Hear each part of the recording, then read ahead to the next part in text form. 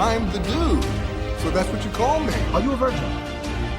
Yeah, not since I was 10. Are you there, God? It's me, Margaret. Come on to the coast. We get together, have a few laughs.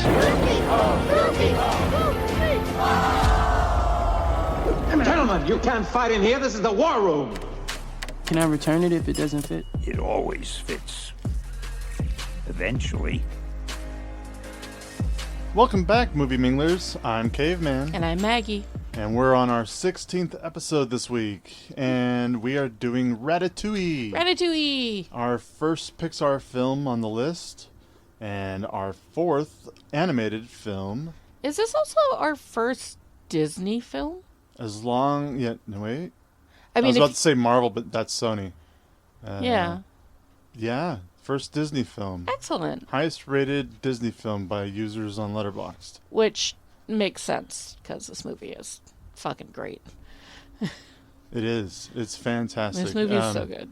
It's also very high for Pixar. Like, this is Pixar's, not only Disney's first, but this is a Pixar first. Mm-hmm. And there's so many great Pixar movies. There are so many great Pixar movies, and we're going to be able to get to quite a few of mine on here. I mean, my love for WALL-E is unending and pure and forever.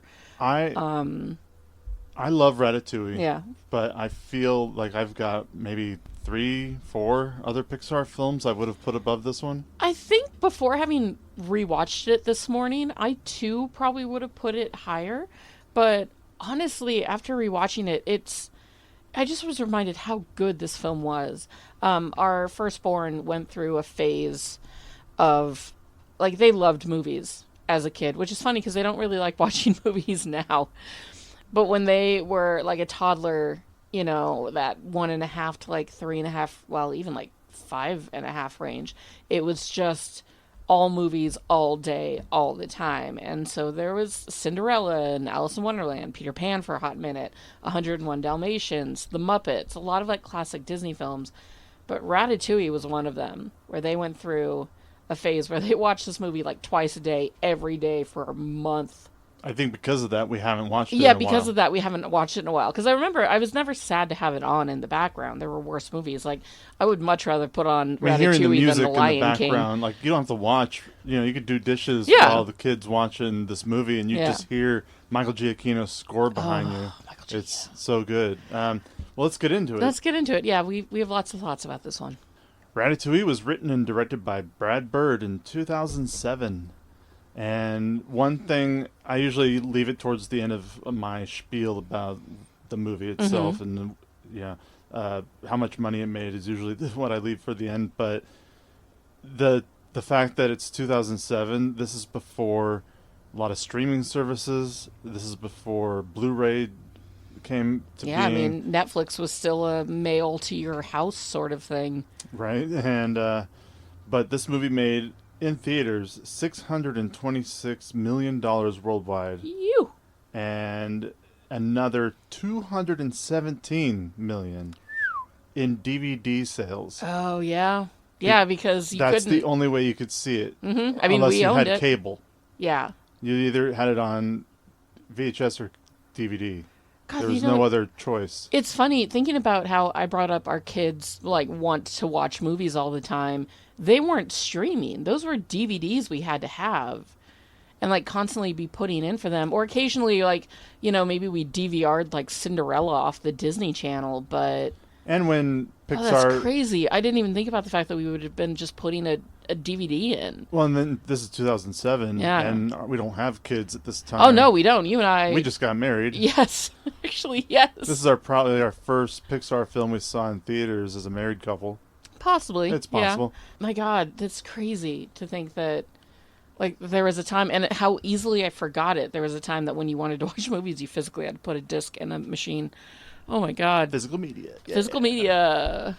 So this is Pixar's 8th movie. Mm-hmm. And when I first started really getting into Pixar, we didn't have kids. I just wanted to go see a Pixar film because they were always so much geared towards children, but so much geared towards adults as well. Well, and also, like, it's not like you were 50 when this movie came out. You were a man in I'm your an young adult. 20s. You're still a man in your young 20s, and cartoons are for everyone.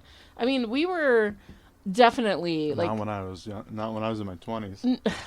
I feel like us as much elder millennials, kind of, or at least I feel like growing up, my dad would watch cartoons with us. I mean, my dad would also only really watch Looney Tunes and cartoons from his youth, but he would still have a penchant to for modern cartoons. He loved Beavis and Butthead. He loved Two Stupid Dogs. Isn't that cute? But it's wrong! I guess I was raised in a house with more faithful animation viewing and less guilt about animation viewing than you did. I don't know. Because, I always grew up just being like, oh, fuck, that movie's animated? I don't care. I'm going to go see it anyways. The Pixar films were just a class of their own.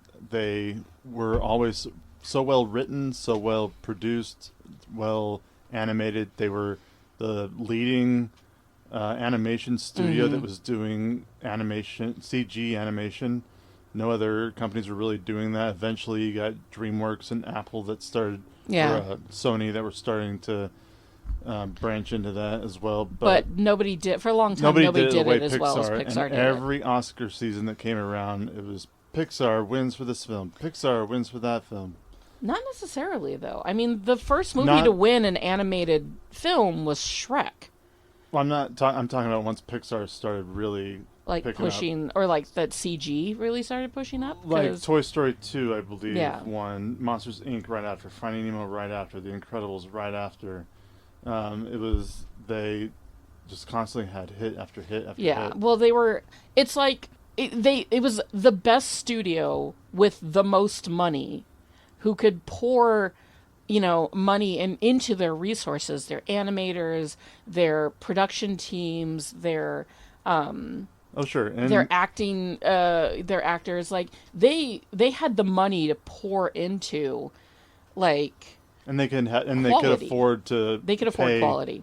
A lot of animators to do a lot of work in a really short amount of time, but working around the clock a lot of CGI animators for superhero movies and other live action films are working around the clock. Which good for them for finally trying to unionize. Finally unionizing, and now hopefully they can keep continuing to work towards getting better deals than some of the shit they get. Yeah, and actually making better quality, movies. But that's a rant for another day. There's real quick. There's just three guys that I want to shout out from. Okay.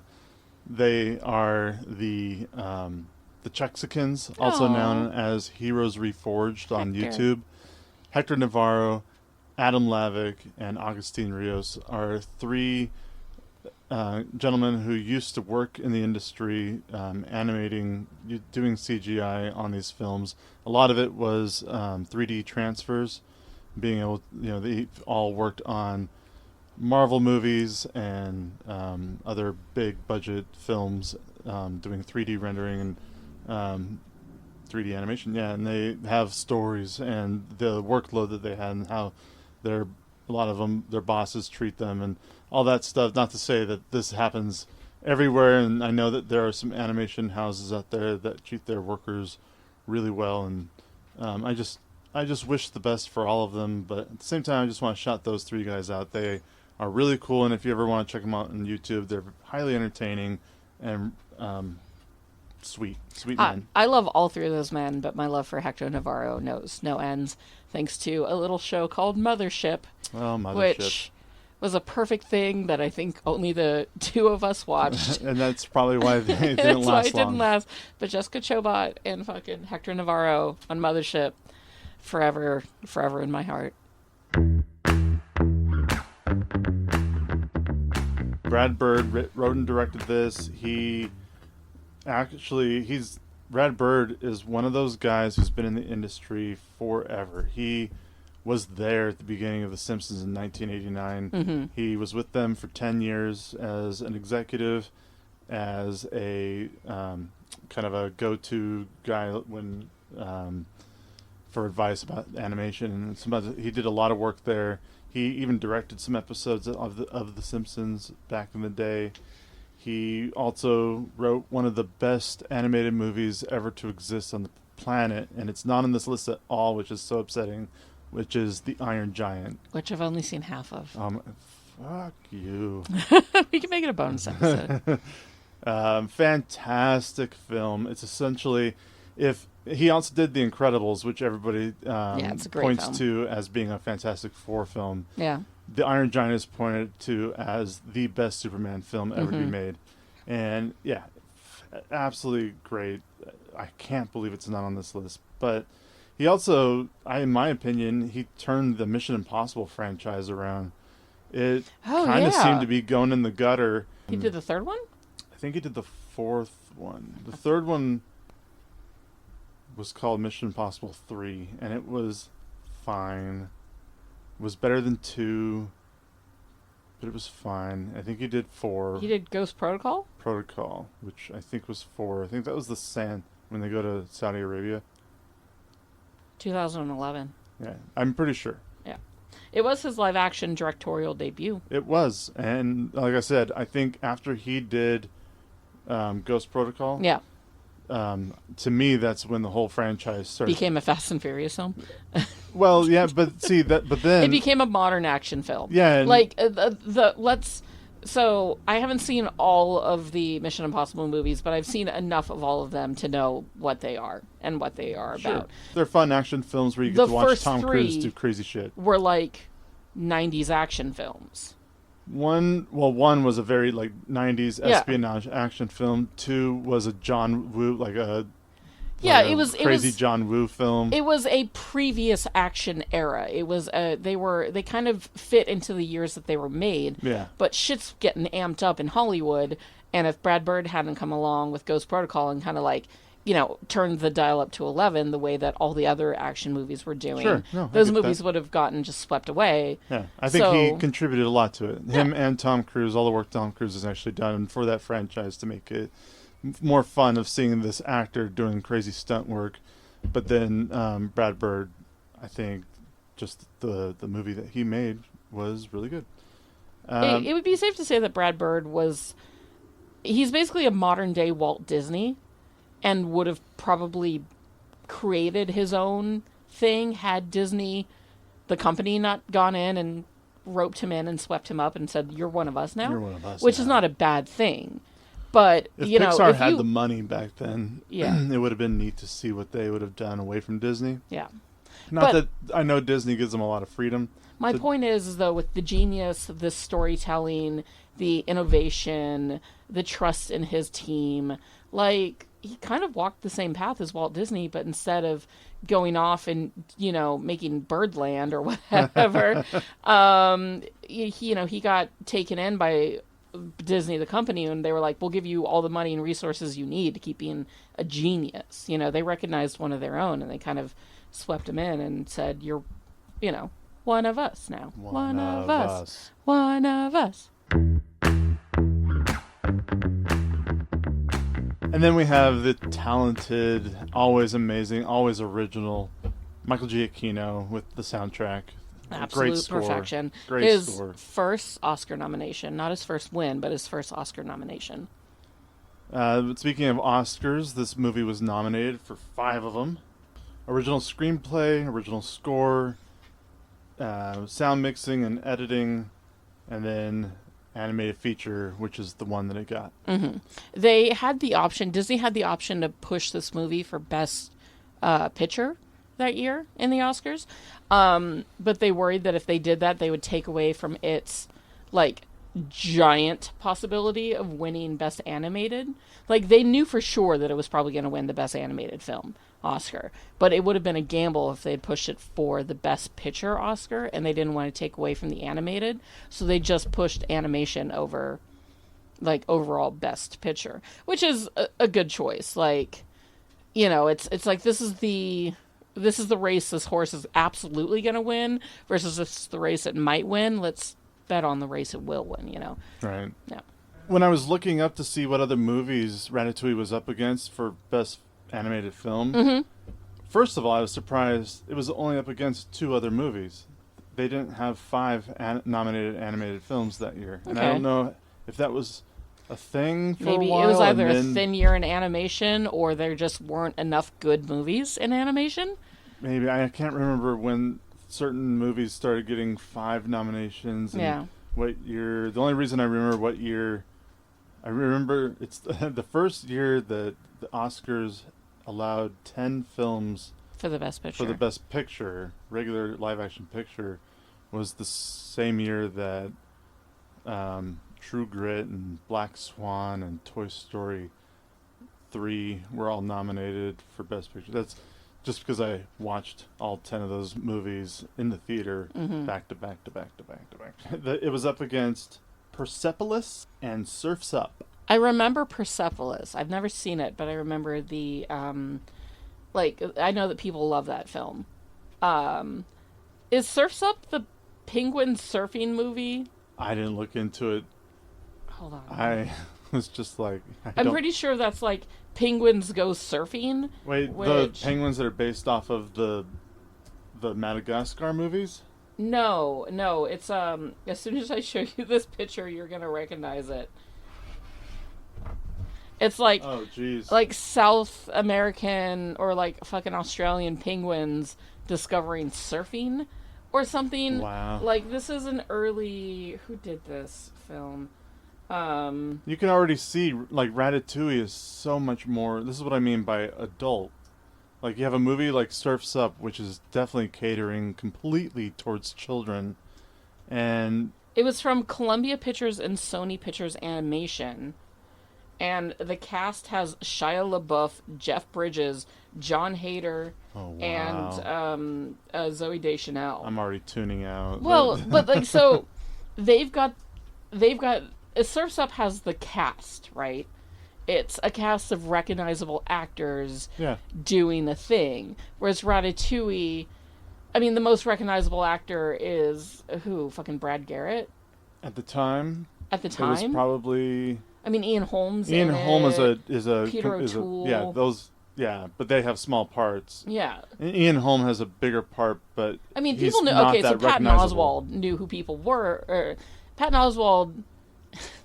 Lord of the knew Rings who- had been out since Yeah. before Ratatouille. People knew who Patton Oswalt was, but he was a little more niche as He a was comedian niche back then, yeah. than like Shia LaBeouf. Right. Like The Beef in 2007, The Beef. I understand why they name. chose. I know, and they try to sell with a kids movie. When Yeah, it's they're selling so the catered cast. towards kids. They're hoping the cast is what brings adults to Yeah. it too.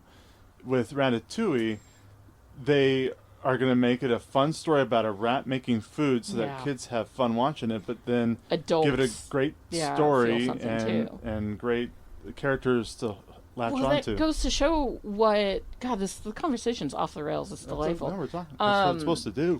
It's what we do. It goes to show what was important to Sony Animation in 2007 versus what was important to Pixar in 2007. Because this movie also is the first movie to come out after Disney bought Pixar. This is the first official Disney Pixar film, as opposed to just Disney releasing Pixar movies for them, being their distribution. This is their first one that they produced. So, and it goes to show that, like, Pixar had the brains to put the love and the attention into the story, into the world building, into the music, into everything, right? And they produced, honestly, one of the best animated films ever made. I mean, it is on the top 10 lists of a lot of fucking best animation films ever. Even Disney animators were like, this is the best movie to come out since Snow White. Like, they put in the time and the effort and the love, whereas Sony was just throwing shit at a wall and hoping something stuck, which is what they've done Well, for and so Sony- long. Yeah. God, they're Look at their still live action doing it. Spider-Verse. Oh my god, but for Sony it was like, well, we need to get asses into the seats, so we're going to put Jeff Bridges in this movie and The Beef and Zooey Deschanel. And Pixar was like, we're going to get asses into the seats by just making the best movie we can. I think that shows you too what studios. You really see a pattern of what studios believe is what people want, and tradition is what people want. Yeah. And then you look at the people who are actually making differences and money Yeah. with big hits is because they're taking chances and they're not doing the same cookie cutter Like Surf's Up is definitely a cookie cutter absolutely. industry animated film that's just I could probably throwing just shit together. come up with a plot for Surf's Up. Having never seen it and not knowing what the plot is, I could come up with what the plot is, probably very close to what it actually is. But it's sort of the same of what Mattel is doing right now. Oh my God. Right? Like, Mattel made billions off of Barbie. And Barbie is a beautiful story about feminism and what it means to be human and what it means to be a woman, and telling a female story with female voices that connected to the entire world. And all Mattel sees is dollar signs, and now they're like, we're going to make a fucking race car movie, and we're going to make a fucking, whatever else Mattel is there. Like we're going to make a G.I. Joe movie that doesn't suck. We're going to do all this. But it's like, guys, all they're seeing is the dollar signs. They're not seeing why the movie. They're like, look at all the other properties we have. Let's make movies out of these. But those movies are just going to have your basic battleship kind of storylines. Versus what Barbie was. Versus what actually Barbie, the story and the reason that every time that during that summer you come out of the theater and there were lines of women and men in pink waiting going to see around this the movie. corner, and how obvious that is, but studios just don't understand. Yeah, that. they're not seeing why those people are there. They're just seeing that they're there. Like you said, at the time, not like the biggest known names, but we had Patton Oswalt, Ian Holm, Lou Romano, Brian Dennehy, Peter O'Toole, Brad Garrett, Janine Garofalo, Will Arnett, and John Ratzenberger, of course, because it's Pixar. I have so many thoughts on this cast that I cannot wait to get into. Well, let's get into it then, because that's a good place to start. First of all, Brad Garrett is the fucking GOAT. Yes, I would like to think that more people know Brad Garrett for his animated voices, because he's done so many voices for Disney films over the years and just other animated films, that I'd like to think people know him more for that than, like, Everybody Loves Raymond. But in actuality, it's probably that most people know him for Everybody Loves Raymond. But he's so fucking good in everything he does. I don't know if anybody out there is watching Not Dead yet. It's this little sitcom on ABC, and it's darling. He is phenomenal on it. He plays this, like, billionaire newspaper owner with no heart, but a lot of love. I don't know. It's hard to explain. But he's a delight in it. But every time I hear a Brad Garrett voice in animation, in any sort of animated film, I'm so happy. I love him in Tangled. I love him in Ratatouille. Like, he's one of those people that I feel like Disney has just been like, hey, we need a voice actor. Let's get Brad Garrett to come in and do something.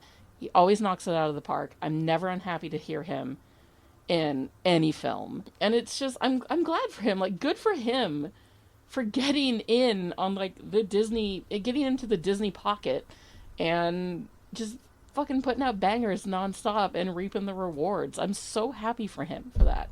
Yeah, he deserves it. He does a great job as Gusta. Oh, he does a great job as Gusto.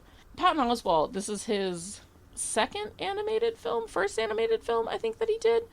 It's first or second. Trust me on that. Like, we don't need to fact check. He's delightful as the voice of Remy. I knew that I knew the voice of Skinner, the little sous chef.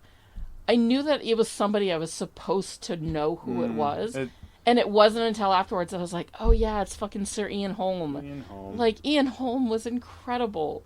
Brian Dennehy. I'm Brian Dennehy. He was great. Him and Peter Schoen, who's actually one of the animators.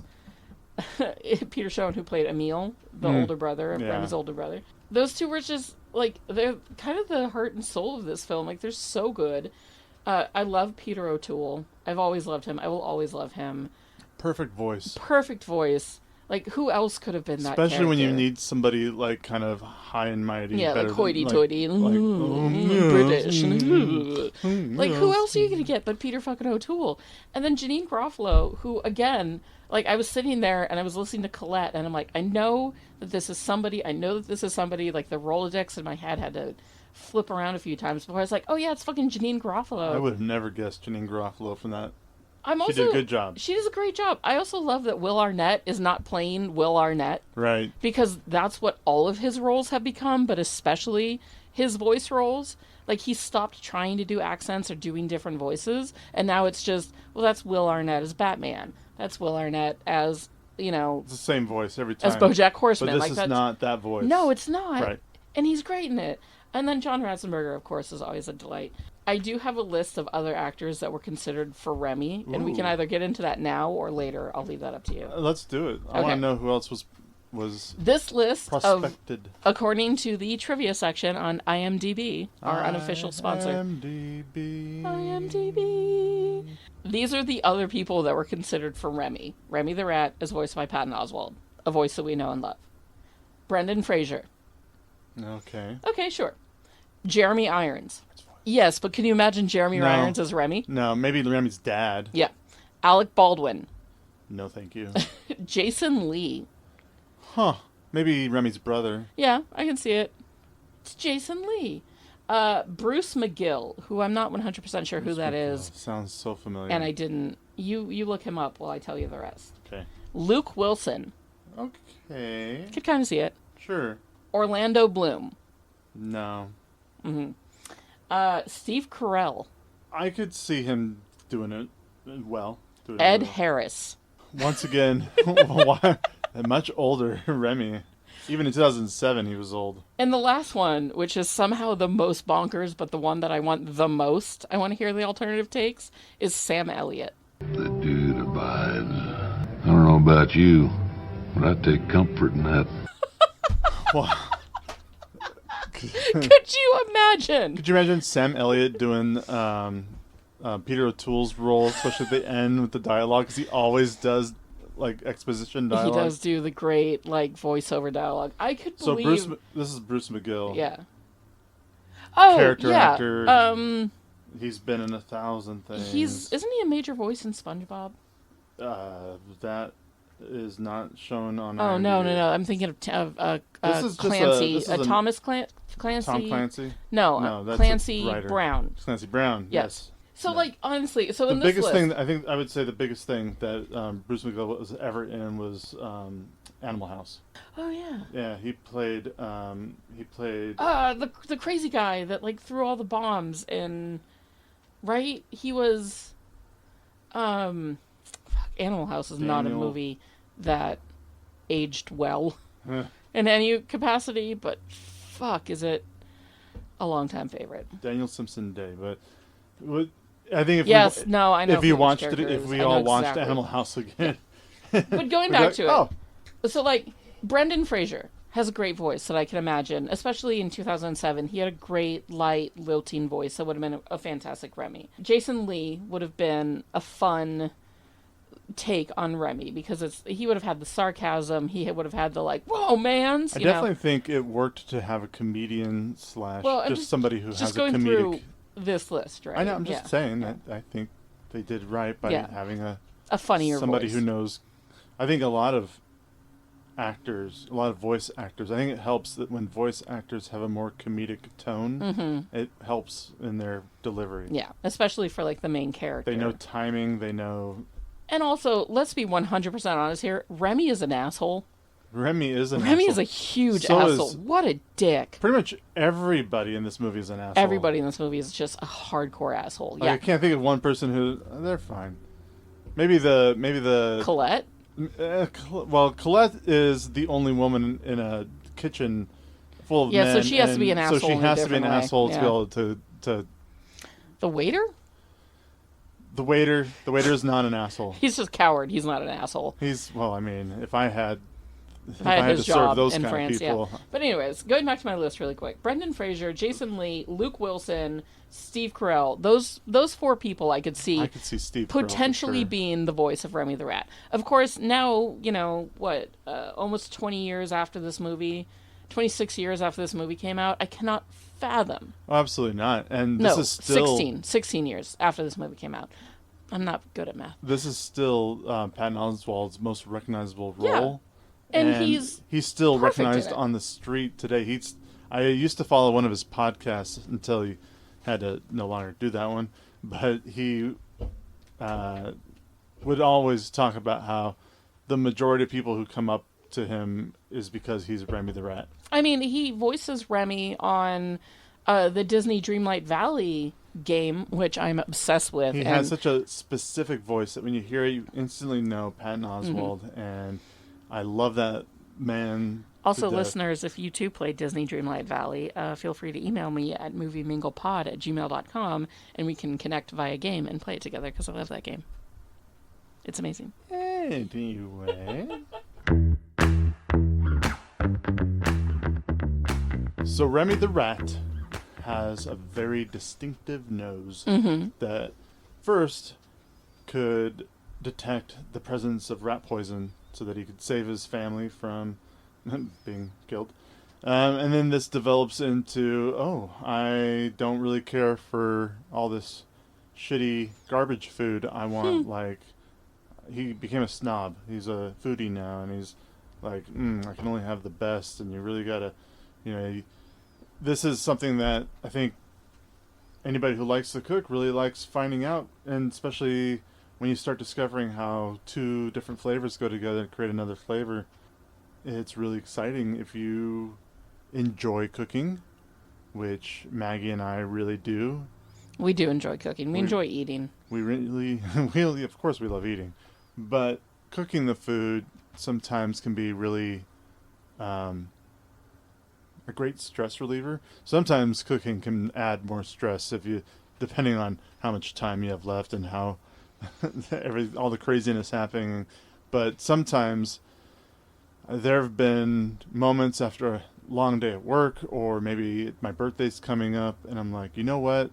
I am going to create a dish just for myself that I know I love, or maybe I'll share it too if it's something that I know the rest of the family likes. But there's certain things that you can't wait to have again, but it's not something I can just go to the restaurant for. This is something that I can only make at home, and I love being able to do that. What's your favorite meal to cook? For myself, my favorite meal that I always am so happy I do, even though it takes me forever to make, because I make everything from scratch. But it's this really great salmon dish I make with potatoes. What's your and favorite? A sauce. It's potatoes with a sauce that goes over the fish and it's absolutely just mouth. While I'm cooking it, I just can't wait to eat it all, and I do every time. So, salmon, potatoes, and like a butter sauce for you is what you like to make yourself. It's essentially what it is. What do you like to make me? I think my favorite thing to make you are breakfast meals. I love breakfast so much. Caveman makes the best biscuits and gravy. And I know that might be sacrilege to some of you, because you'll be like, my mom or my grandma makes the best biscuits and gravy. But my mom and grandma did not make me biscuits and gravy. But Caveman does. And they are everything. I'm always so happy when he makes this meal. Everything is from scratch. Everything is perfect. Yeah, even the biscuits. It's so good. It's one of my favorite things. Yeah, biscuits, gravy, roasted potatoes with... I don't do it all the time, but sometimes like this lemon curd fruit salad is really good. With mint. It's great. With mint, yep. Yeah. I love cooking too, and I think that my favorite meal to make every year is Thanksgiving dinner. You make the best Thanksgiving dinner. I love making Thanksgiving dinner. It. And my mother-in-law loves it too. In fact, the first year that I was married, which happened to be the second Thanksgiving that I ever spent with Caveman, I said to my mother-in-law, I would like to cook the turkey. And my mother-in-law went, fucking great. I mean, she didn't say that, but she was like, amazing, great. You take over on all of this. Poof, I'm out. Because here's a woman who's been making Thanksgiving dinner for countless years for her entire family. And then here comes the new wife strolling in being like, I want to do it. And my wonderful mother-in-law was like, fantastic, I'll help however you want, but it's on you, bank. I knocked it out of the park then, and I've knocked it out of the park every year since. I make a great Thanksgiving dinner. I'm proud of what a great Thanksgiving dinner I make.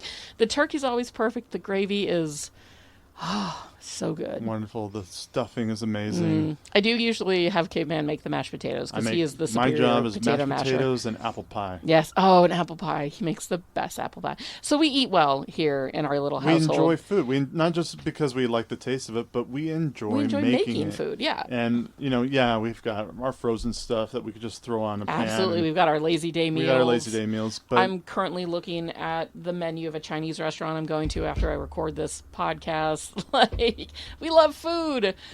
And we also like watching people make food. Oh man! Like just watching this movie brought me back to like watching Top Chef. There was an era there where like most of our entertainment was food centric. It was the Iron Food Chef. Network, Iron Chef, Top Chef, fucking just whatever you called it. A little bit of Any kind of competition show where the camera where you get to watch MasterChef was a great one. We loved the F Word from Gordon Ramsay. Not a big fan of Hell's Kitchen. No, because that's not what I want to watch. I don't like screamy Gordon Ramsay. I like giant cupcake Gordon Ramsay, and that was him in the F Word. So we watched that a ton growing, in our early marriage. We loved watching people make food. And so this movie was... As much as I love making food, I would not ever make it in a kitchen. No. That kind of stress where you have to go, but at the same time, everything's got to be perfect. And identical. And you're on a schedule while that's cooking. You're over here, you're multitasking like crazy. Which I can do. In a high stress environment. I can multitask too. Well, but it's a whole nother beast when it's in different when you industry. have to get everything out at the same time at the same temperature. But I not only have I worked as a server in a fine dining restaurant, which was terrible, by the way. Great money, but God, did it disrupt my soul. But so having seen how professional fine dining kitchens run firsthand, and then, then later on in my various different careers as a pawn for capitalism, I've also worked in like smaller kitchens, like for a deli, for instance. I have worked in a deli kitchen where things were different. You made soup, you made pasta dishes, you made meatloaf. It was all a lot easier. But my whole point of this is saying is there's like, I could never work. As much as I love cooking, I could never work in a professional, like fine dining kitchen. And I'm not just saying fine dining. For me personally, you could even do like a Denny's hot cook. It just it seems would be terrible. It would be terrible. High stress for me. I fucking like pancakes. I like all going day? at my own pace.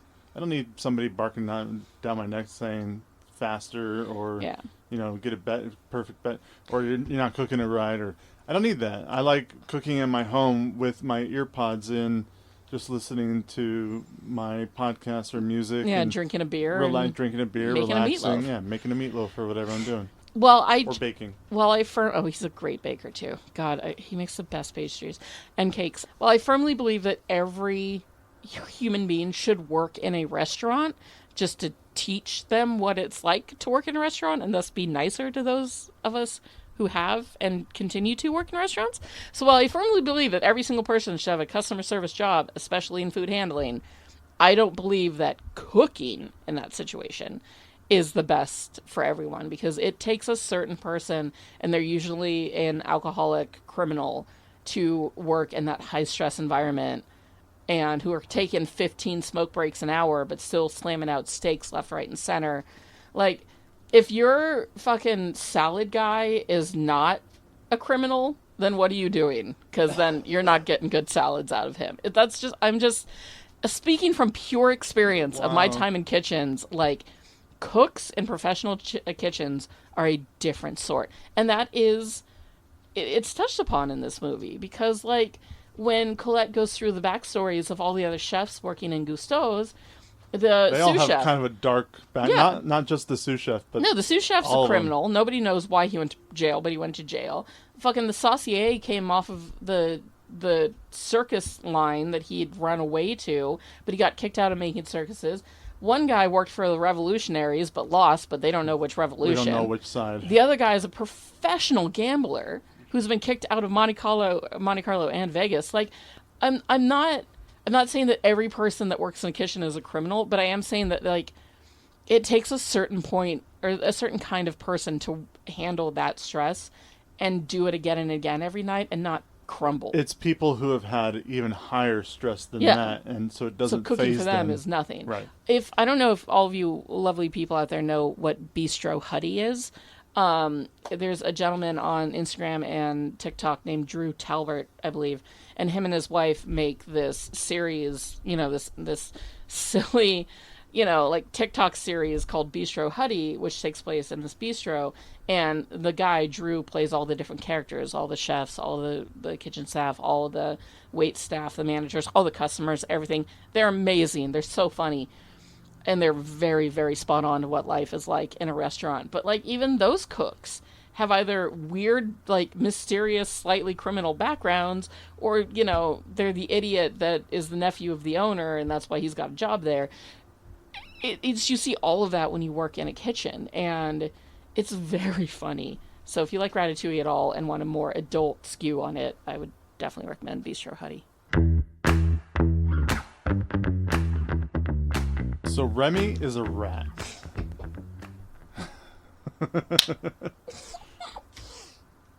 I almost spit beer all over the computer. Please don't. We haven't gotten far, but that's okay. I'm not even that high. Because everybody, that's the thing with Ratatouille. We've either all seen it a thousand times, all seen it 1,000 or times. we know the beats. Like, Yeah. he's a rat, great smell, loves great food, gets he wants to get recipes, or he's looking for saffron in an old lady's kitchen. She wakes up, she goes absolute Rambo on her own house. Over the top. Overboard. Way over the top for a rat. Like, for that bitch one rat. destroys her house for 2 rats. In the beginning, there was only 2 rats. Yeah. Eventually, she finds she's got like what they 1,000 want. living in her ceiling, which I too would just lose my shit. I would if also that burn my happened. house to the ground. If my ceiling caved in right now, and 1,000 rats scattered, I'm out. I'm out. Yep. Everything I own is just gone. You Might can as well- only building destroy might it as with well fire. burn down. Yep. That's it. So I wouldn't even go back in for the important things. I'd be like, well, the kids are lost now.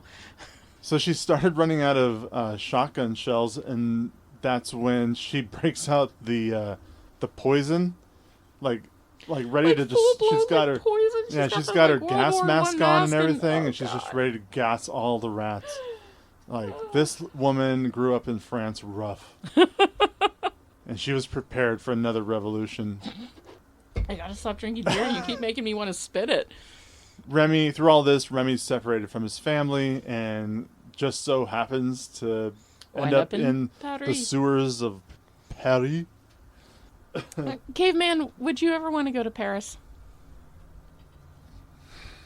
Yeah, right? Because, like... I want to, because I do find it Beautiful and romantic. beautiful and romantic from a certain point of view. Like, the pictures you see are always beautiful. When Remy first sees Paris for the first Oh time, my gosh, that they made that the skyline music, so beautiful. everything. Of course, is the just, Eiffel Tower looks great at oh, night. it's stunning. And the Louvre is full of wonderful art.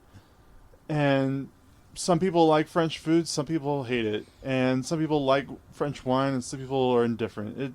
The thing is, I don't know if I would you? spend so much money just to go on a vacation to Paris. Yeah, I'm with you on Because I think it's because I've got so many other cities around the world that I want to see first. All over, like, there's so many places in Europe and Australia and Asia and that. South America, I want to see Machu Picchu so fucking bad. South America. I want to see Machu Picchu more than I ever want to see Paris. And yeah, Paris is beautiful, and yeah, Paris is lovely, but like everybody, and we're Americans, so we've got a certain stigma about us when we travel. But then also, you travel to place, or your friends travel to places, and they always bring back the same, which is the people in Paris suck, and they're mean to you, and they're super rude, and it's not worth it.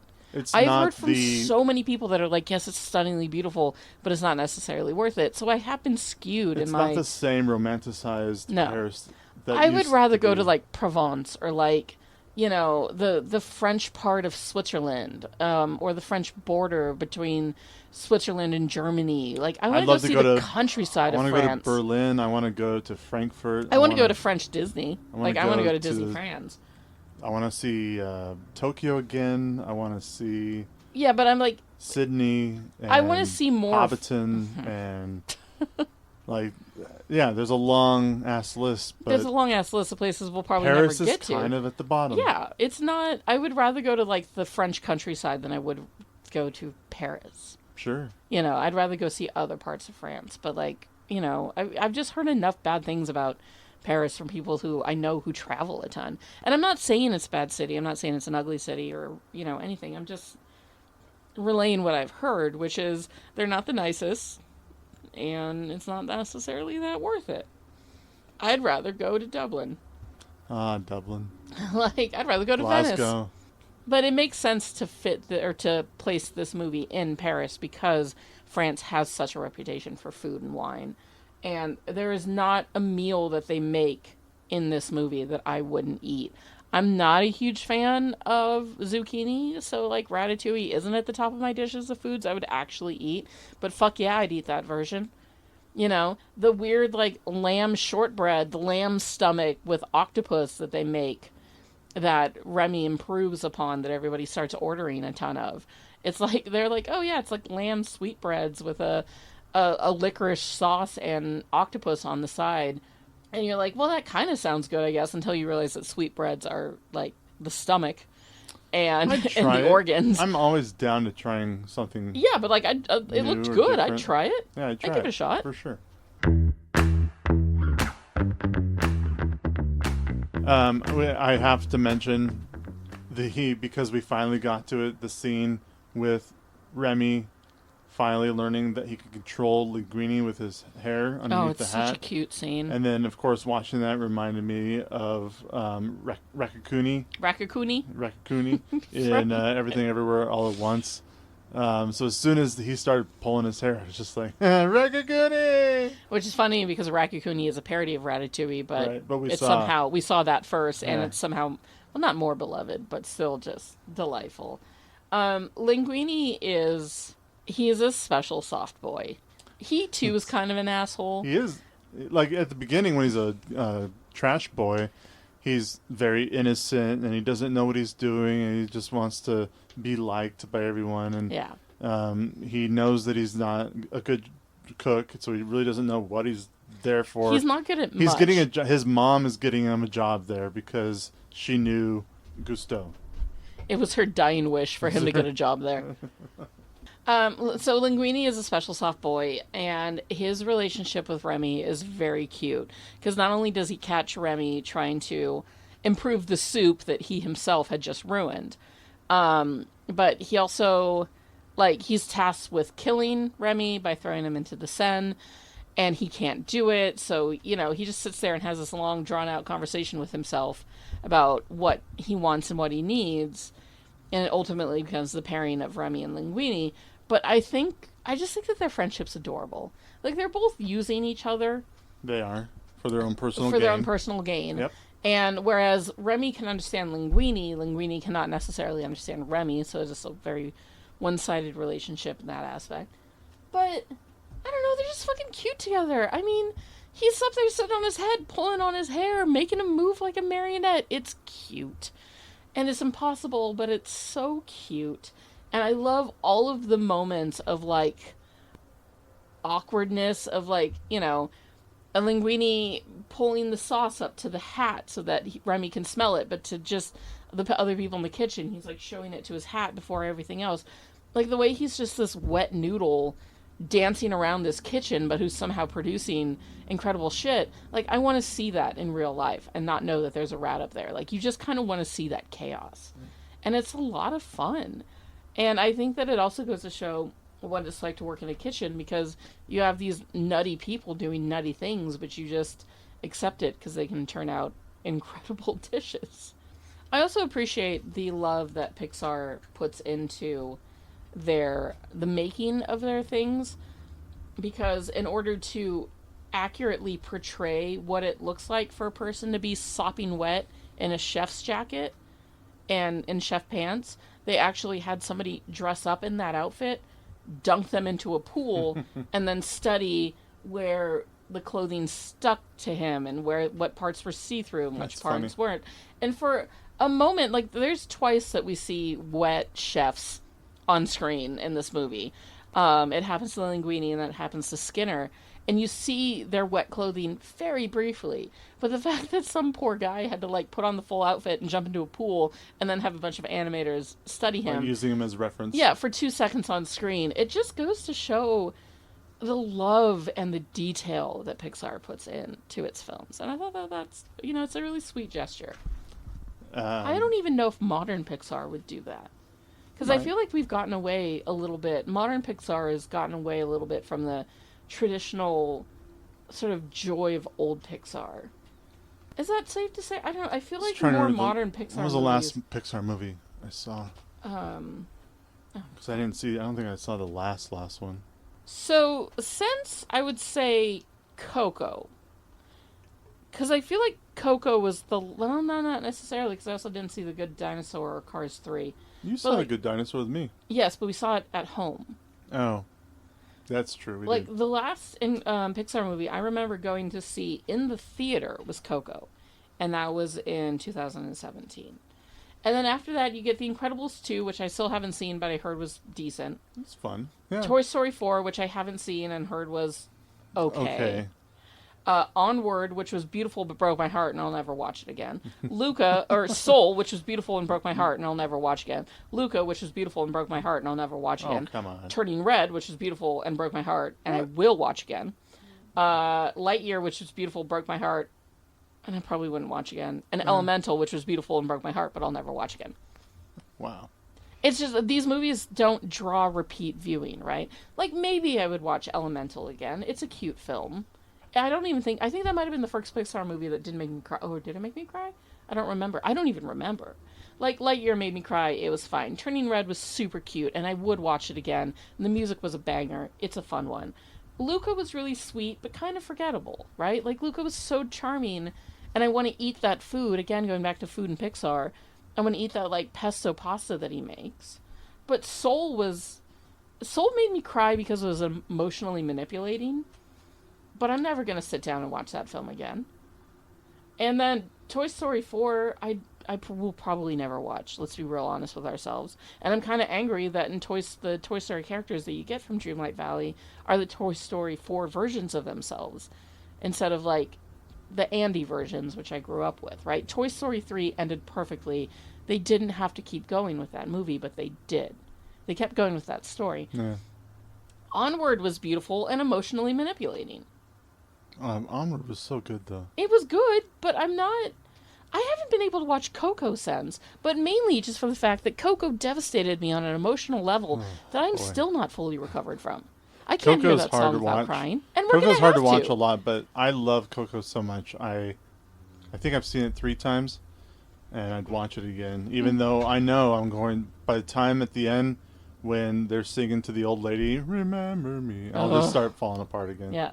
So, upcoming releases too are Inside Out 2, which we're not going to watch in theater. Probably not. Like, it's probably going to be fun, but I'm not, like, I wish they would stop it with the sequels. Yeah, I don't think They're trying to make more franchises out of Pixar. There's not a single Pixar film outside of the first 3 Toy Stories that I feel needs a sequel.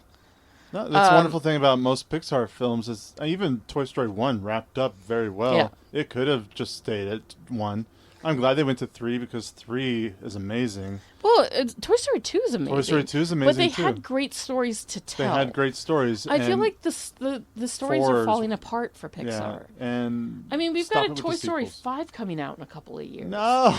I did not know that. For fuck's sake. There's also just an untitled film that's supposed to come out for our 20th anniversary. Cool. Yeah, but I know nothing about it. And then something called Elio, which I also don't know anything about. But I'm just saying that, like, there has been a certain amount of drop-off for Pixar films, right? After Toy Story 3, and after Toy Story 3, you got Cars 2, which was garbage, and I didn't see. Well, no, I did see, but I hated. Brave, which is a brilliant fucking movie. Monsters University, which I saw once and was fine. It was fine? I remember nothing about it. Inside Out, which is a brilliant movie. And then you've got The Good Dinosaur, Finding Dory, and Cars 3. Like, I'm just saying the Pixar's becoming... And a little bit of the magic's going away. They're what's the word? They are...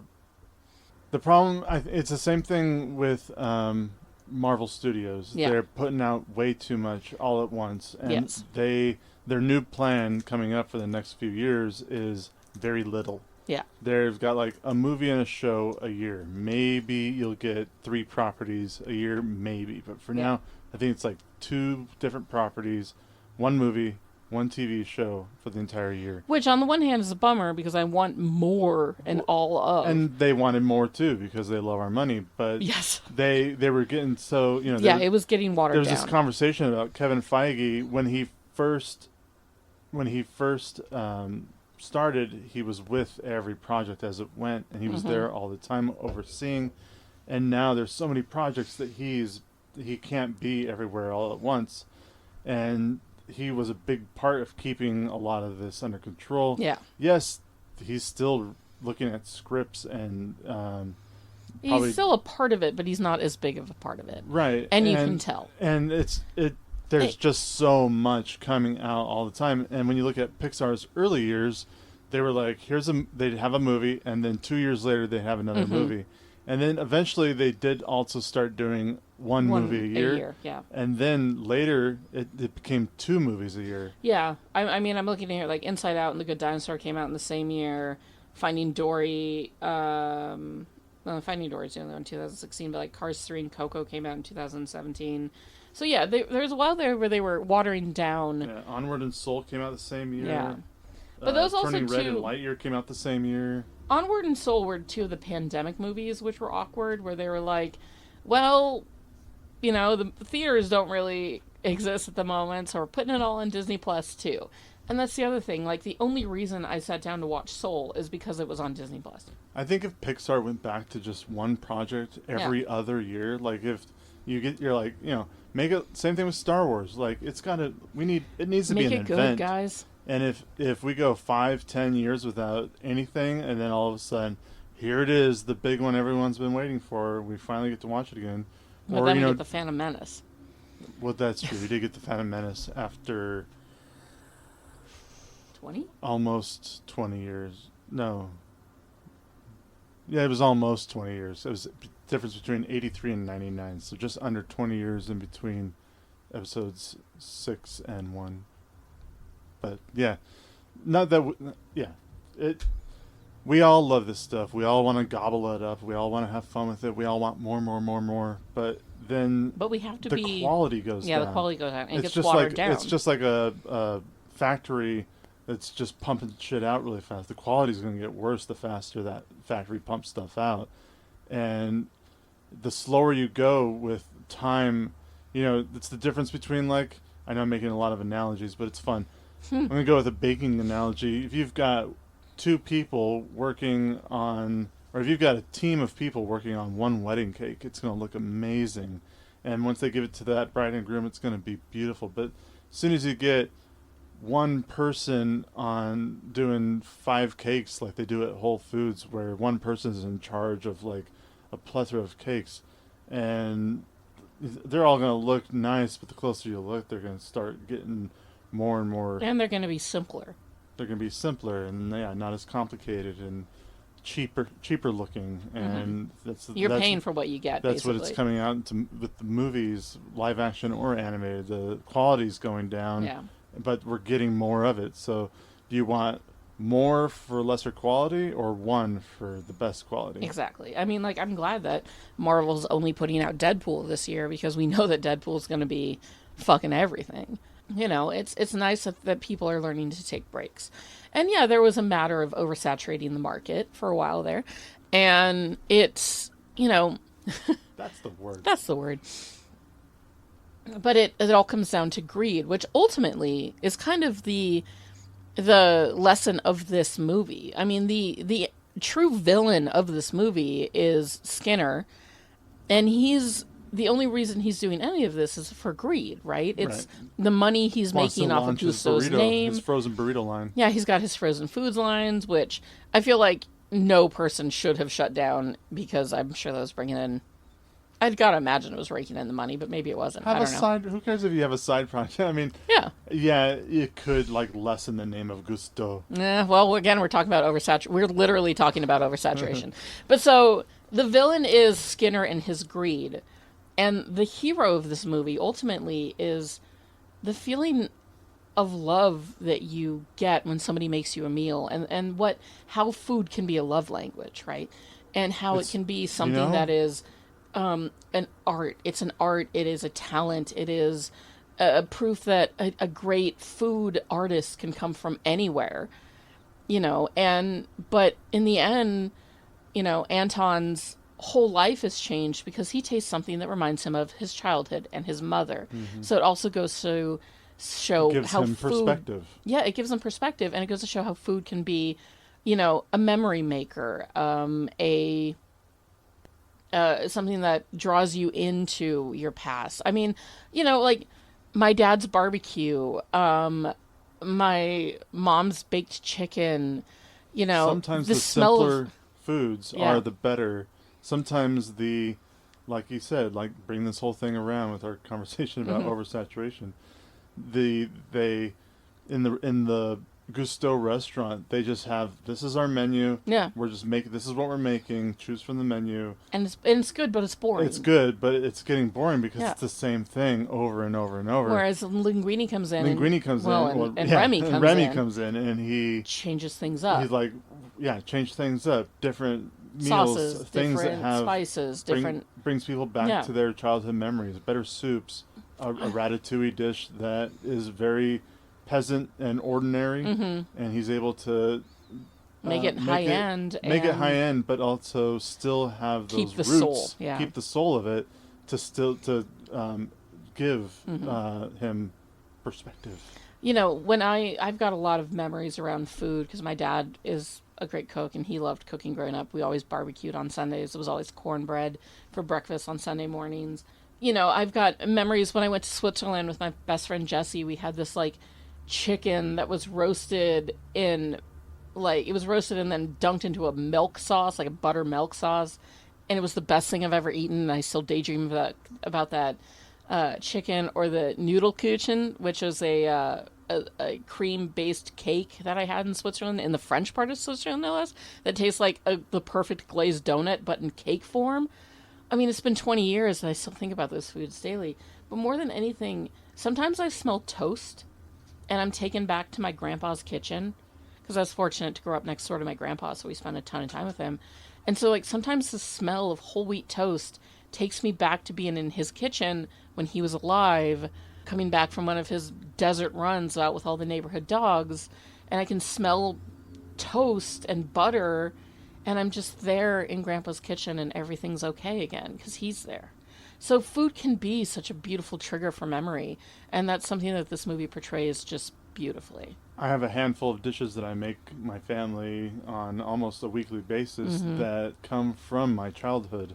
They were your mom's dishes. They were my mom's dishes, and so the reason why I keep making them is because they are comfort food for me. I have memories, great memories of her making those dishes for me. I love putting my own spin on a lot of them. You have to make them improved a little bit, upon them. I have just to make them more me as well, because I like to cook so much and I like to cook from scratch. So I use less spices and powders and stuff, and use like actual herb itself. Yeah, you actual onion and garlic instead of the powders. But or making my own mayonnaise, or making my own barbecue you make the sauce, best or mayonnaise, gravies, or soup, all that kind of stuff. And one day our kids are gonna. Our son's getting really into making his own scrambled eggs and sausage right now, which is super cute. But one day our kids are going to be like, this is the Thanksgiving dinner that Mom always made. This is the recipe for the turkey. This is how she made the gravy. This was the stuffing recipe that she made every year, although they don't eat stuffing, so I can't imagine that they would actually use that recipe, but maybe one day. I don't know. Maybe one. We all grow up to eventually like food. Yeah. But, you know, they too are. Our son's going to grow up one day and be like, well, Dad, I want to make spaghetti like you make it. Show me how you make your spaghetti. And so the recipe that your mom taught you and that you've taken and kind of skewed and improved upon is now going to be the recipe that our son's going to take and skew and improve upon. But it's still going to be, this is how Dad made it. And this is how his mom made it. You know, like, food can be such a beautiful thing when it comes to, like, families. I love cooking for people. I love it. I love cooking for people and seeing their reaction to eating my food and just being so happy. And, you know, it's a great feeling. It's a great feeling when Caveman, you know, makes a pie and takes it into his job and everybody's so excited. Or, you know, I had a coworker that loved tres leches cake, so I made it for him for his birthday and took it in and fed the entire crew at my job with it. And everybody was so excited for tres leches cake. And so it's just... making food for people is a wonderful form of a love language, and I'm really glad that that's something that Caveman and I share, because it means that our lives are better that way.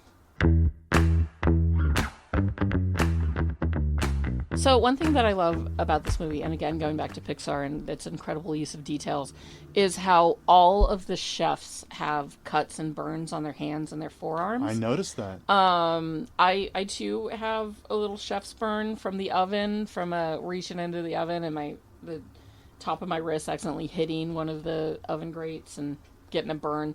I actually currently have a burn on my arm from some soup. But like all the little cuts and scrapes that professional cooks get, that was something too that Anthony Bourdain, may he rest in peace. No reservations. The long beloved celebrity chef and Our Lord and Savior. Our beloved Anthony Bourdain. This was one of his favorite films because it showed what life was really like in a kitchen, and he too brought up like the little cuts and scrapes and burns that, you know, chefs tend to accumulate over the years because you're working with fire and you're working with hot pans, and you not only do you not always have time to grab like a hot pad, you know, or a trivet or something, but also sometimes they fail and, you know, there's a hole in them and you still get burned even when using them. I can't tell you, after all my time working in professional kitchens, how many cuts and scrapes and burns I have. But just that little extra detail is beautiful. They utilize Thomas Keller, the renowned chef from the French Laundry. From the French Laundry in California. As their like main resource for the kitchen and the food side of things. He was the one that developed the Ratatouille recipe that we see at the end of the movie, which is not a traditional Ratatouille, but, you know, is close enough to it, or a new it's perspective. It's a new perspective on Ratatouille. It's got to fancy it up. Yeah, and Thomas Keller is, I don't know if any of you folks have ever seen him interviewed or, you know, any of his cooking techniques or something, but he is such a genuine human being. I've heard very little bad things about him, if nothing, if at all. I would die to eat at the French Laundry. Oh, I would man. Die. It is so outside of our own. What was the name of the pastry chef that used to work there that opened his own cake place in Cleveland? Duff Goodman? Duff. The Ace of Cakes dude? Ace of Cakes, Duff Yeah, that was Cakes. Duff Goodman. Goodman. Duff Goodman. Anyway. Yeah. I remember he worked at the French Laundry and always had good things to say about his A lot of people have. And in fact, eventually we're going to have to watch The Menu, which is another great movie about life in a kitchen and life as a server. I was going to bring up The Menu earlier, and I didn't because, we know we're going to be doing it down the line anyway, but there is that moment where he makes the cheeseburger, and I feel like that was like Remy making the Ratatouille. Exactly. It was the same point. They made the same point with that. It's bringing, it's all of this high-end food and this, like, fucking lamb sweetbreads. Your average, human being is not out there craving lamb sweetbreads, right? But that's a high-end cut of protein for a high-end dish. And in The Menu, they make all these incredibly fantastic, different, culinary meals, right? These insane bits of technology and the way they use stuff and blah, blah, blah. But ultimately, the meal that Ray Fiennes loved making the most was a basic cheeseburger. So it does kind of go to show that there is a beauty in the simplicity of food and in what food can, what a simple food can accomplish. A good cheeseburger can beat a fucking dry-aged Wagyu, steak any day. Although I've never had a dry-aged Wagyu, and I would love to. But still, sometimes you just want a cheeseburger. Sometimes And you just want a basic cheeseburger. yeah, like, fuck, I'd eat a cheeseburger right now. You still want it to taste good, but sometimes that's what you crave. I mean, I can, in my head, remember what the taste of an In-N-Out cheeseburger tastes like, right? An In-N-Out cheeseburger, no onions, not animal style, just a basic In-N-Out cheeseburger, no onions. And in my head, I can taste it, and then I can taste the animal style fries next to it and the root beer that you have on the side, because the root beer is perfect with most fast food, but especially In-N-Out. Like, I know what that tastes like, but it doesn't mean I wouldn't punch your grandma in order for that meal to appear in front of me right now so that I could eat it. Not your grandma, Caveman, but the listeners. 'Cause I like each one of the listeners. every Grandmother is single. gonna get Look, punched for. I will punch a grandma if it means I got some fucking In-N-Out in front of me right now. That's how much I love it. Just as long as you scrape your onions onto mine. Okay, you can have them. Yeah, this movie and the detail, the love they put into the food and into the environment is really beautiful. But going back to it, we've talked so much about the culinary side of things, but we've kind of failed to mention the familiar side of things, which is Remy is kind of beholden to his family. First of all, he loses his colony, his family, when they escape from the crazy old woman's house. And, Remy goes off to Paris, and he has no idea where his family is. Ultimately, he finds his brother Emile in the dumpster out back, and then Emile takes him back to the colony where he reconnects with his father and his former colony. And it definitely causes some problems for poor Remy, because a rat's main function is to survive and thus find food and scavenge. And here Remy is working in the mecca of food, but he wants to live, not just survive. Yeah, he wants to live, not just survive. Excellent use of the movie there. So we get back to kind of the heart of this film, which is, Remy's heart, which is his family, and trying to justify the two sides of him, the foodie side and the family side. But yeah, I love Emile. I think that he's just such a sweet loaf of a rat. He's got a smooth brain. He just wants to eat garbage, but he's so... Emile is the one non-asshole of this movie. Like, yes, he tells all of his, he allows all of his bro friends, take advantage of the food that Remy's giving them. I didn't think you meant them. Yeah, but... nothing that he does is malicious. He is just sweet, soft boy with a smooth brain, much like producer Robin. Who thankfully is asleep this time instead of playing with toys. Yeah. For now. Emile was played by, again, Peter Schoen. He was an animator. He is still an animator. But it was one of those things where, he just kind of had the perfect voice and perfect, body language for Emile, which is why Brad Bird tapped him to be that character. And then Brian Dennehy, who's, a beloved and lost character actor. I believe he's gone, right? Yeah, he died in 2020. Yeah, so, Brian Dennehy is gone now, but he's such a delight as Django, Remy's dad, who is, of course, the gruff leader of the colony, because it always has to be... It's always the child of the leader going off having big adventures. It's always... the princess, the daughter of the chief, the son of the leader of the town. Well, it's always got to be a young coming-of-age kind of story. Yeah, but it has to be somebody that's high up. Yeah. And a boy. A rat and a boy meet, and they're going to take the culinary world by storm. Even though it's still kind of a Nepo problem, because the rat is the son of the chief of the colony, and the boy is the son of a famous chef. So it's the Nepo baby restaurant. Oh my God, maybe that's why I'm never concerned about Hollywood's, constant... there's such a discourse in Hollywood and in social media and in fandom about Nepo babies and whether or not they deserve it. And I've always just been like, who the fuck cares? We're about to have Simba's daughter is going to be played by Beyonce's daughter. Yeah, no, I don't care about that. I don't care that Jack Quaid is Dennis Quaid's and Meg Ryan's son. He's delightful as Boimler, and I love him. I think Jack Quaid has earned a lot of the roles that he's been getting, whereas they're just kind of throwing... Alice Williams is Simba role. Brian Williams' daughter from NBC News. Does she deserve her role in Get Out because she's Brian Williams' daughter, or did she deserve her role in Get Out because she was the best person? I bet a lot of these people have auditioned just like a lot. Yeah. Jack Quaid auditions. He's out there. He doesn't get like all. It's not like he's got. He all doesn't the get big handed roles. stuff just because he's Jack Quaid's Right. son, or he's Dennis Quaid's son. And he also has his own comedy troupe. He also has his own he does music and stuff. He's a very prolific guy out there doing his own thing, and he's delightful and charming and hella cute. But I'm just saying, I don't mind the Nepo babies. I don't like the Kardashians, but that's just because I don't like the Kardashians. It comes down to when the performance comes to us and we're able to watch it.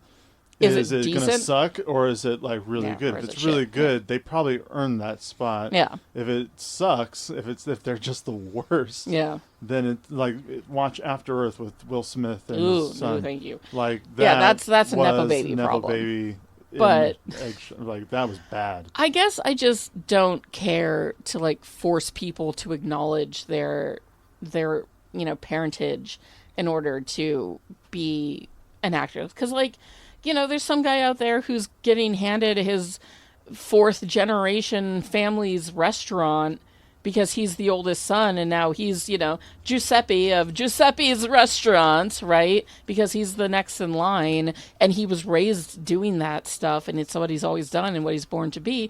I don't consider that a Nepo baby. I'm just saying that, I don't think that we need to force these people to acknowledge their parental privilege. I think in order to just appreciate who they are and yes, if they're talented, it changes everything. If they're shit, then you're just there's Kylie Jenner doing something just because she's a fucking Jenner.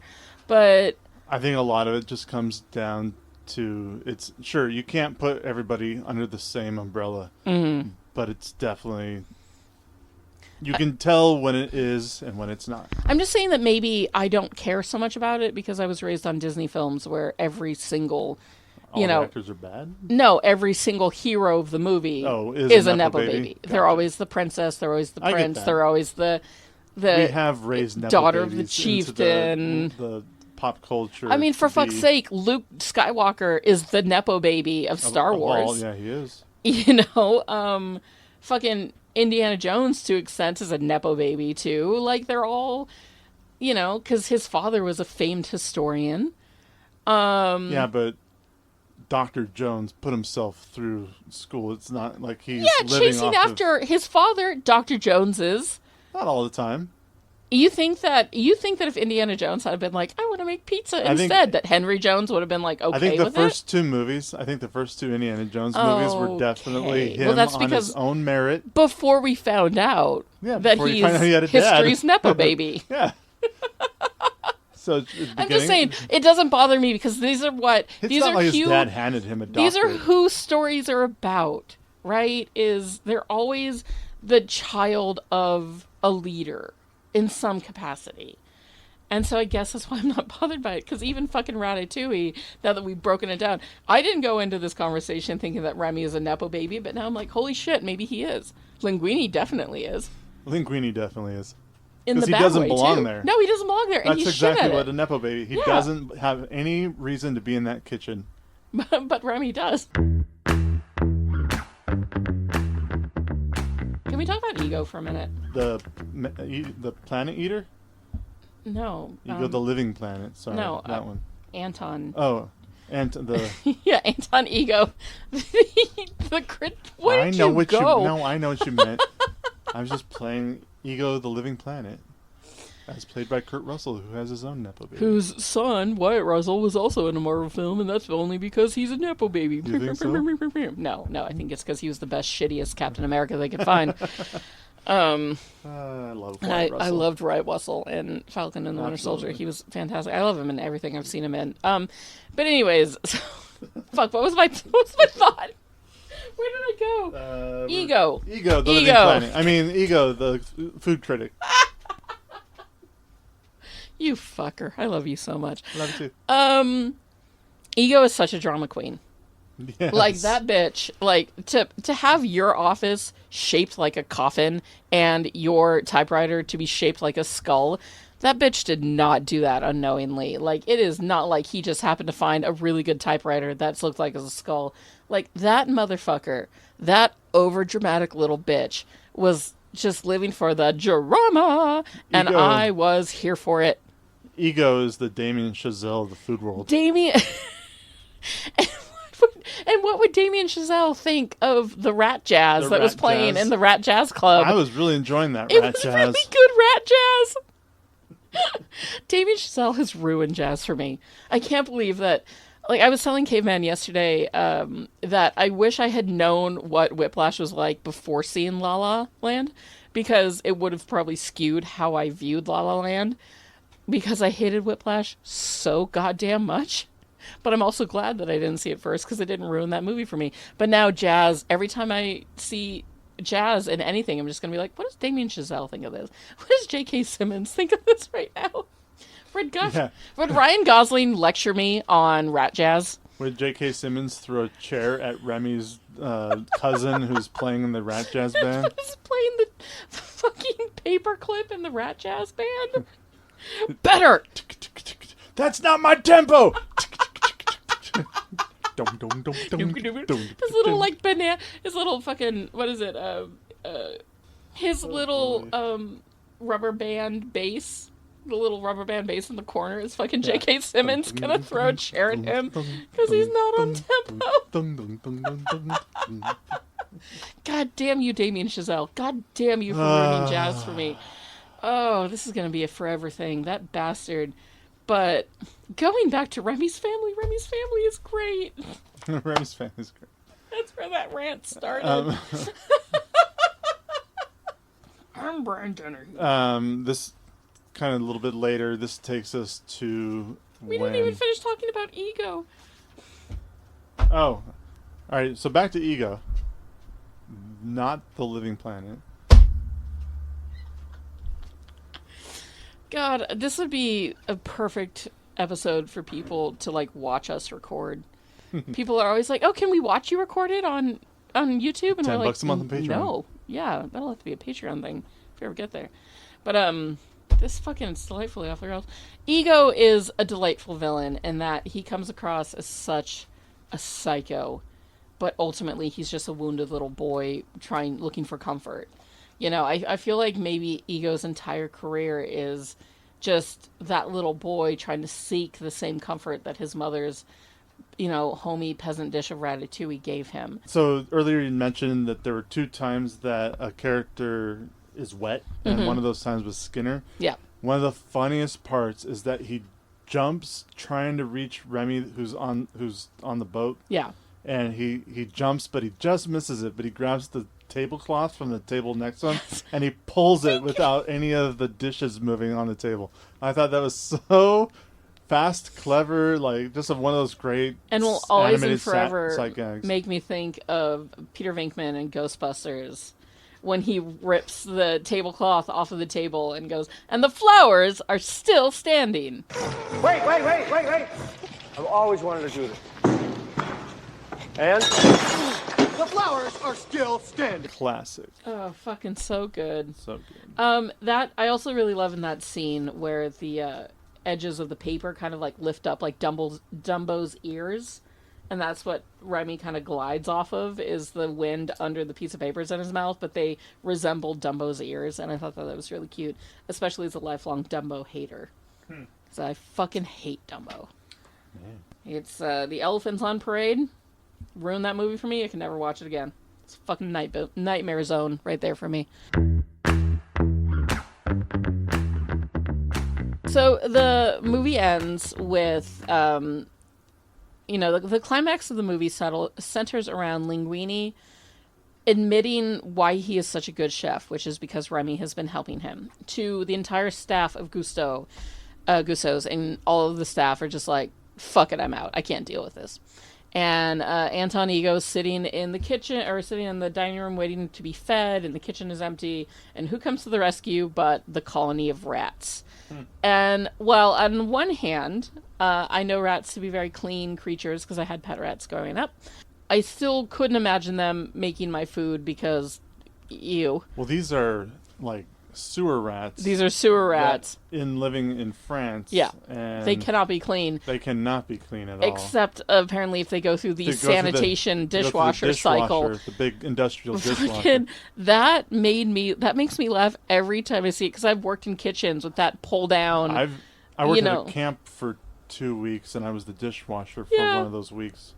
And fucking pull down dishwasher. They're a lot of fun because it's so fast and it gets everything so hot and steamy and clean. But when the rats go through it and they all come out just puffy. Like puffy yeah. and like sizzling slightly, that shit makes me laugh so hard. And Remy is a great sous chef, or a great chef in general. The way he like commanded that kitchen, he tasted everything, he was aware of everything going on. Like, the guy definitely has chef talents, and it was wonderful to see. But I think that scene's so funny. And then when the food inspector walks in, the health inspector, and the rats fucking hog-tie him and throw him in the walk-in, and then eventually Skinner goes into the walk-in too, that shit's hysterical. Because imagine you're just a fucking health inspector and you walk into a restaurant and the next thing you know you're hog-tied and gagged because a bunch of rats threw you in the walk-in. This movie, speaking of the walk-in, this movie also shows the time-tested and time-honored tradition of, if you need somewhere to have an absolute panic attack or freak out, that's the walk-in. Go to the walk-in. You go to the walk-in. And the rules is if you walk into your walk-in and somebody is in there having a moment, you just leave them be. I have had chefs open up the freezer, see me sobbing by the ice cream, and be like, "You good? Okay," get what they need and leave me there. Like, it is the time-honored truth that the walk-in is where you cry. I've cried in every walk-in I've ever worked at. Every single one. Even Baskin Robbins, and that thing was fucking -3 degrees. But I still cried in there once. This movie, generally, throughout it, doesn't really draw out any, like, emotional moments. No, there's no moments that make me cry. However, the moment that Ego takes that bite and he's flashed back into the kitchen with his mom, and he just crashed his bike. Obviously, he's having a terrible day. The mom, of course, is already like there cooking him something. Yeah, it's like we said, comfort food with your mom. Great memories. So of course, I'm just like, I'm not crying. You're crying. Beautiful moment. I love it. It's such a sweet scene. It's been parodied, but it's so pure. And it just goes back to what I was saying about how food can be a wonderful memory. I mean, the smell of toast has made me cry before. It always will, I think, because fuck do I miss my grandpa. It's such a great little film. And of course, it ends by Gousseau's being shut down because of severe health violations, because their kitchen is infested with rat chefs. But it's okay, because then they open up a little restaurant called Le Ratatouille.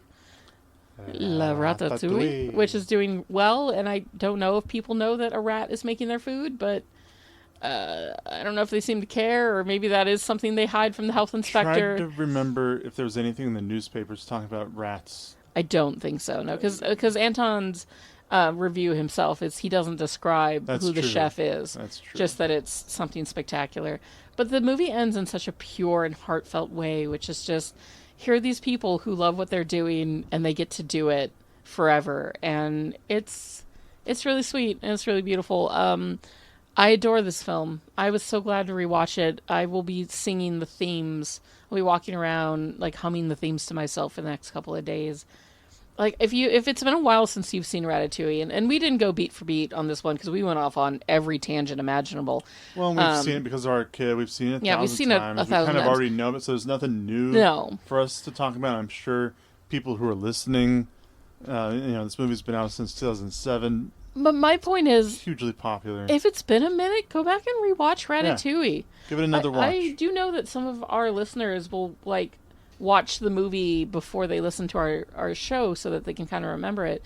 It's like, we all know the beats of Ratatouille. We all know what it is. But it is still perfect. And so that's going to bring me to our ratings. Caveman, what do you rate Ratatouille? I would give Ratatouille a 4. Really? Yeah. It's not my favorite Pixar film, because of course I'm going to compare this to other Pixar films. It's not my favorite Pixar film, and the main reason is I feel like as much as the story is fun, funny, heartwarming, it's also very simple. It's just a rat and a guy who want to lift each other up into this business. Which has been done so many times before. And then it just kind of, that's it. That's the end of the movie. And it's, like I said, it's very touching. Peter O'Toole's dialogue at the end of the movie is so Superb. touching and Yeah. superb. I'm leaving the higher rankings for some other Pixar movies coming up. Okay, that's fair. Not that they can't be equal. I'm choosing Thor, god damn it. Okay, no, that's fine, because I was honestly struggling between a 4.5 and a 5. Wow. Because this movie really, truly is perfect. I can't see any fault. The way that you couldn't find any fault in Get Out, I can't find any fault in Ratatouille. It is not my favorite Pixar movie at all, which is WALL-E, and when we get to WALL-E, I will talk at length about why I love it so much. But that's fine. And like, yeah, so our kid watched it way too much growing up, and so now all I can kind of associate it is with that. But having rewatched it again today, I was just reminded of how charming it is, how funny, how beautiful, how incredibly well done, everything, the acting, the design, the love, the music, all of it is perfect. I gotta give it 5 for that, because while, yes, it may not be my top Pixar movie, it's still in the top 3, and it's still just fucking perfect, man. This movie is so incredibly charming, and I feel like it deserves a 5. You know, obviously I rated Get Out pretty low because of my own personal feelings for it, and I'm okay if you want to rate Ratatouille for the same reasons, like your own personal reasons, because I can't fight you on that, because I've done it too. Yeah. But looking at this film after we watched it today, I just can't think of it needing to be docked for any reason. It's a perfect fucking film, and I love it.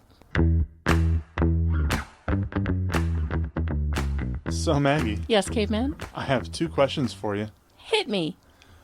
Would the voice of Oscar Isaac have made Ratatouille better? I don't think it would have necessarily... Yes, it would have. It wouldn't have made it worse. I don't think it could have improved upon it. It just would have been nice to hear. So I'm still going to give that a yes. I mean, yes, you already gave it 5 stars. I did. So why not also put Oscar Isaac into it in his perfect, beautiful lilting voice? Well, so then, second question, what character would that voice have played?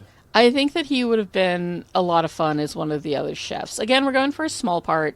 I couldn't imagine putting Oscar Isaac in for any of the main characters, because they're all so perfectly done. I was going to say I could see him as the sous chef. Yeah, the sous chef maybe, although Will Arnett does a great job. He does, but if we're talking Oscar Isaac. Yeah, if we're talking Oscar Isaac. So yeah, you could do the sous chef or one of the other chefs, maybe not the waiter, because that's John Ratzenberger's. Maybe if he's just one of the patrons at the restaurant. That would have been a delightful little Easter egg for my ears and my soul.